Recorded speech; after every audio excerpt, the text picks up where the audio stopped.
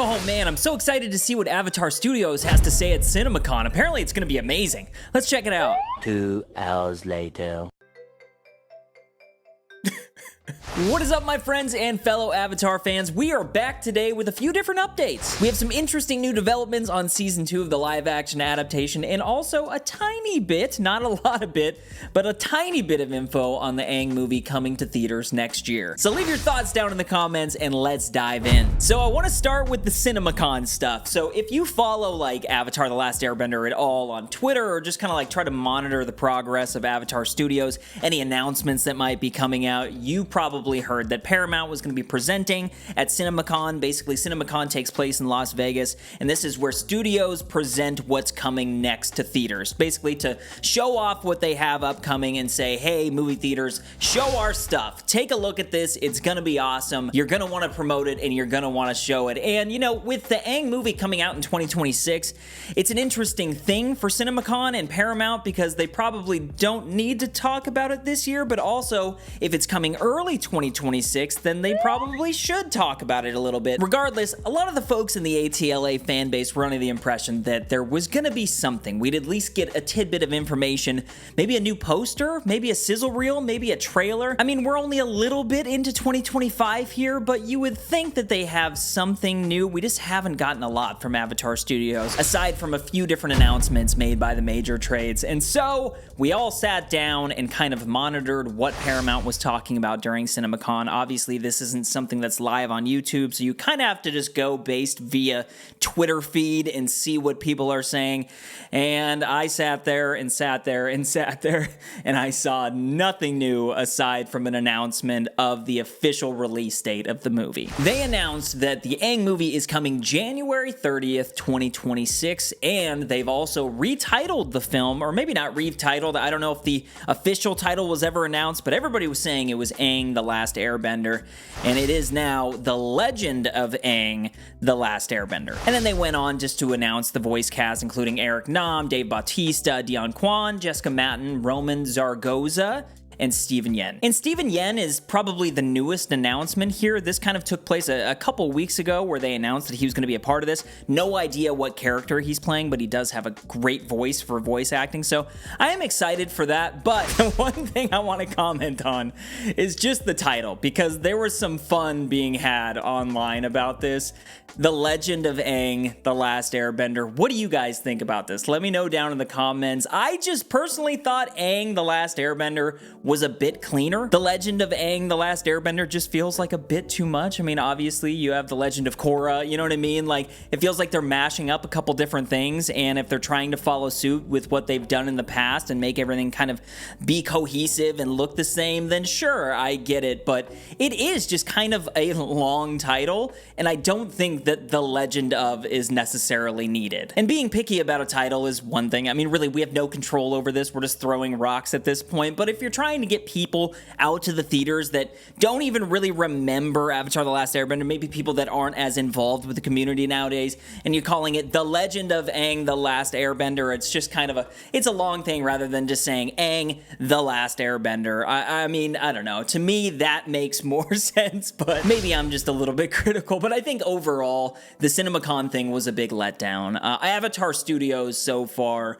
all of their announcements and just the lack thereof, you know, the lack of news that they've had and announcements and showing us, it hasn't done a good job whatsoever of hyping up the brand, of hyping up the community. If anything, it's just been so dead quiet that it's starting to remind me a bit of what has happened to some other studios and some other IP where it's like they kind of don't know what they're doing, and maybe the project isn't turning out as good as they had hoped, and so they're just being a bit quiet about it, so it's just going to kind of fly under the radar in theaters and then go straight to streaming. Let's all cross our fingers that that is not going to happen. I am still extremely stoked about this movie, but I do want to see as we get further into this year and as we get into January of 2026, I want to see some major marketing, man, because Avatar The Last Airbender is a big brand. You do have all of us here ready to watch this thing and have a good time and show up to the theaters, but in order for all of us to want to go out to the theaters, we need to see something. We need to get excited. We need to have a reason to go out to the theaters. Just saying The Legend of Aang The Last Airbender isn't quite enough, you know? I want to be confident walking into that theater that I'm about to see Aang and co break new ground, see something that I haven't seen, see something that's different than the original series, that's different from Korra and deserves to be on the big screen, because that's the draw here. We're getting another series, that's exciting, that's going to be amazing, but we already know what that looks like. What does Avatar look like on the big screen? You guys know what I mean? And so, yeah, man, I wanted more news out of CinemaCon. We didn't get it. That's okay. We're moving on. Luckily, this week, we did get some updates on the live-action adaptation, and that made me super excited, and that really helped me turn the page there. So, let's dive into a little bit of that. The next one comes from Night Edge Media. He said, "Today, we at Night Edge Media have exclusively learned that Netflix has nabbed upcoming actress Angela Najjar for the second season of Avatar: The Last Airbender. We learned that she was cast as the minor but fan-favorite role of Jin from the original series. Netflix declined to comment." And if you remember the character of Jin in season 2 of the original series, you might be thinking to yourself, well, this doesn't seem that important at all, but it does carry a lot of weight because it is revealing that the Tales of Ba Sing Se will be in season 2 in some shape or another. Maybe they're just going to integrate all of it into the story and kind of mix it all up, you know what I mean? And I think this is awesome for Zuko. I think this is awesome for Dallas Liu. This is adding a little bit more depth, and we've talked about depth a lot. And so I'm excited. You know, I recently made a full video talking about each and every episode from season 2, breaking them down. So I've talked a little bit about the Tales of Ba Sing Se. And again, I think that just seeing that she was cast means that we're doing a little bit of that. I hope that we get to some of the Momo stuff. I hope that we get to Iroh and all that stuff. Let me know down in the comments if you're excited. I've already seen this echoed a little bit. One of my subscribers, Luca, and I were talking a bit about this down in the comments, and he said, but basically this confirms that they are going to be using bits and pieces of Tales of Ba Sing Se, which is a fan favorite episode, so that excites me. And yeah,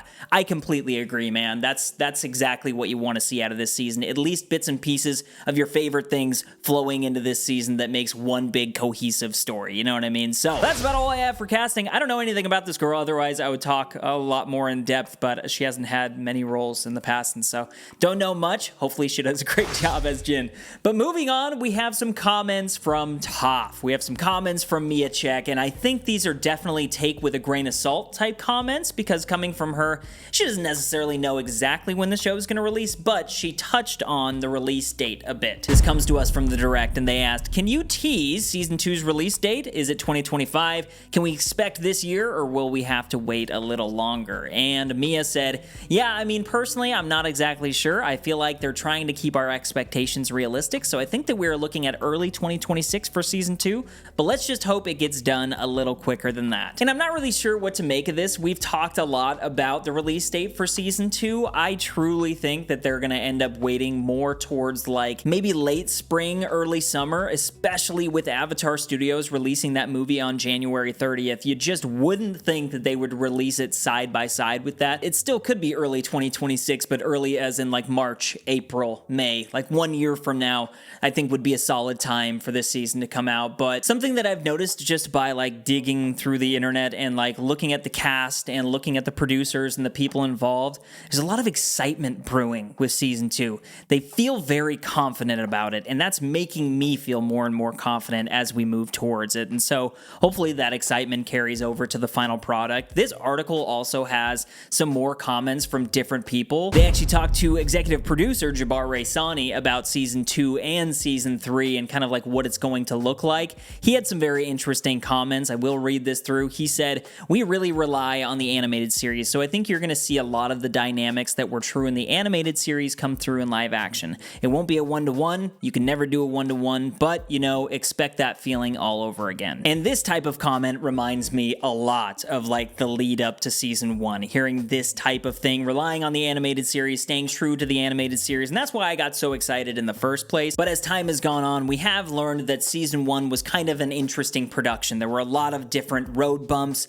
and things in the way of it, and luckily the final product ended up coming through, and it was great. At least in my opinion, it was great. But with season 2, just referencing back to like what Mia has said and some of the other comments coming from some of the other cast members, and then even hearing Jabbar here, there is just like a little bit of excitement, and I feel like I'm believing more now that they do rely on the animated series, that is a huge factor moving into season 2 and season 3. I just hope that it's like a Lord of the Rings thing where everybody on Peter Jackson's set at all times had to have like the Bible, the Lord of the Rings, the copy of the book in hand. You know what I mean? And I hope these guys have like the trilogy Blu-ray set and they have to carry it around or like watch it every night. You know, it's like, that's the source material. We must honor the source material. But lastly, they talked to Paul Sun-Hyung Lee, who plays Iroh, and they talked about the dynamic between him and Zuko heading into season 2. And he said, it's gonna suck so hard because I'll be alone. No, I mean, that's one of the lovely things about our story arcs is the fact that you see them together at first,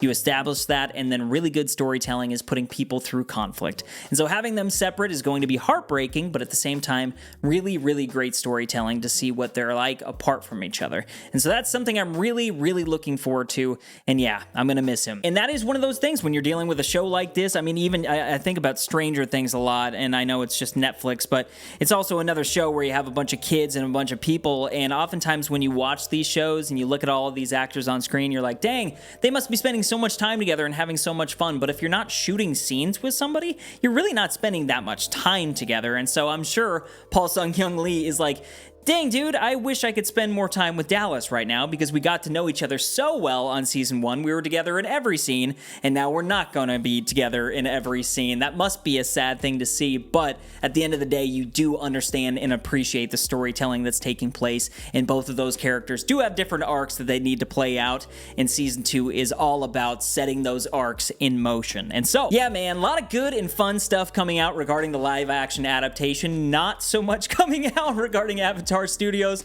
but that is what it is, man. That is just the world that we live in. But as always, guys, it is a treat to talk about ATLA with you. Leave me all of your thoughts down in the comments, but more than anything, keep up the good vibes. Yip, yip!